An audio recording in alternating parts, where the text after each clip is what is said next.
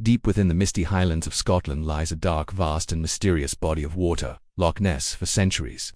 This lake has held a secret, a legend that has captivated the world, the story of the Loch Ness Monster, affectionately known as Nessie. But is Nessie a real prehistoric creature, a clever hoax, or something else entirely? Today, we're re-diving deep into the murky waters of Loch Ness to uncover the secrets of this legendary beast. Our story begins long before the age of cameras and viral videos. The first recorded sighting dates all the way back to the 6th century, in a biography of St. Columba. According to the text, Columba encountered a water beast that had attacked a local man. He made the sign of the cross and commanded the creature to retreat, and it obeyed, disappearing back into the depths. For hundreds of years after that, local folklore was filled with tales of strange creatures in the loch, but it wasn't until the 20th century that Nessie truly became a global phenomenon. The year is 1933. A new road is built along the northern shore of Loch Ness, offering clearer views of the water than ever before. Suddenly, sightings skyrocket. In April, a couple named Aldi and John McKay were driving along this new road when they saw something extraordinary, a huge, whale-like creature rolling and plunging in the water. Their story was published in the Inverness Courier, and the modern legend of the Loch Ness Monster was born. The newspaper editor, Evan Barron, famously suggested calling the creature a monster, and the name stuck. Just a few months later, another couple, the Spices, reported seeing a massive long-necked animal crossing the road in front of their car before disappearing into the loch. They described it as having a large body and a long wavy neck, resembling a scenic railway. Their account added a crucial detail to the public's imagination. Nessie wasn't just a water beast, it could come onto land. The media frenzy exploded. Newspapers from London sent reporters to Scotland, and a circus even offered a massive reward for the monster's capture. Loch Ness was officially on the map. Then came the photograph that would define the legend for decades. The surgeon's photograph, published in the Daily Mail in 1934. It appeared to show the head and long neck of a creature rising from the water. For 60 years, this black and white image was considered the best evidence for Nessie's existence. It was taken by a respected London surgeon, Robert Kenneth Wilson, which gave it an air of credibility. The photo perfectly matched the popular image of a plesiosaur, an ancient marine reptile that was thought to have gone extinct with the dinosaurs.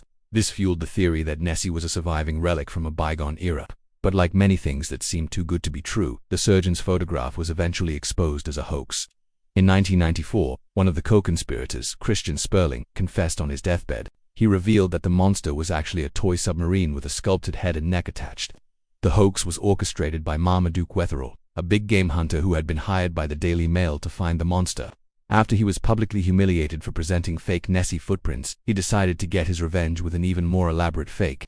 The surgeon was just a respectable friend brought in to lend the story credibility. The debunking of the surgeon's photograph was a huge blow to believers, but it didn't kill the legend. Why? Because there have been thousands of other sightings, photos, and videos over the years. In 1960, aeronautical engineer Tim Dinsdale filmed a dark hump moving across the loch. The footage was analyzed by Royal Air Force experts who concluded it was likely an animate object. This film remains one of the most compelling pieces of evidence for many Nessie enthusiasts. Then, in the 1970s, came the era of sonar exploration. Dr. Robert Rines and his team from the Academy of Applied Science conducted several expeditions. They captured underwater photos that, when enhanced, seemed to show a flipper, a body, and even a head. These flipper photos caused a sensation and led the famous naturalist Sir Peter Scott to give Nessie a scientific name, Nessie terras rhomboteryx, which means the nest wonder with the diamond-shaped fin. However, critics were quick to point out that the photos were so murky and ambiguous they could be anything from air bubbles to tree stumps. In fact, some skeptics rearranged the letters of the scientific name to spell monster hoax by Sir Peter S. So, if it's not a plesiosaur, what could it be? Science has proposed several alternative explanations. One popular theory is misidentification. Loch Ness is home to large fish, like sturgeon or giant eels. An Atlantic sturgeon can grow to be enormous, and its bony plates could look like humps. In 2019, a scientific study that analyzed DNA from the loch's water found a significant amount of eel DNA. This led researchers to suggest that perhaps some sightings could be explained by unusually large European eels, which can reportedly grow up to several meters long. Another explanation involves optical illusions and natural phenomena.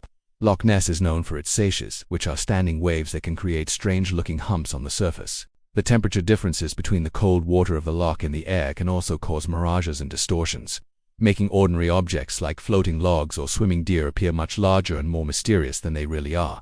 A group of otters swimming in a line could easily be mistaken for a single, long-humped creature from a distance. But what about the sheer number of sightings? This is where psychology comes into play. The human brain is wired to see patterns, even when they aren't. They're a phenomenon called paradox. Once the idea of a long-necked monster is planted in our minds, we're more likely to interpret ambiguous shapes in the water as Nessie. Every ripple, every shadow becomes potential proof. The legend has become a self-sustaining cultural phenomenon. Despite the lack of conclusive proof, the search for Nessie continues. Today, the hunt is more high-tech than ever. The Loch Ness Center, recently upgraded, offers visitors an immersive experience into the history and science of the legend. Webcams stream live footage of the loch 24/7, allowing armchair monster hunters from around the world to join the search. In 2023, the biggest surface search in 50 years took place, involving drones with infrared cameras, hydrophones to detect underwater sounds, and an army of volunteers. While no monster was found, they did record some gloops and gurgles that couldn't be immediately identified, keeping the mystery alive. Ultimately, the enduring appeal of the Loch Ness Monster is just about whether a prehistoric creature swims in a Scottish lake. It's about the thrill of the unknown, the magic of possibility in a world that often feels fully mapped and explained. Nessie represents a connection to a wilder, more mysterious past. She has become a cultural icon, a symbol of Scotland, and a major driver of tourism, bringing millions of pounds into the local economy each year. So, is Nessie real?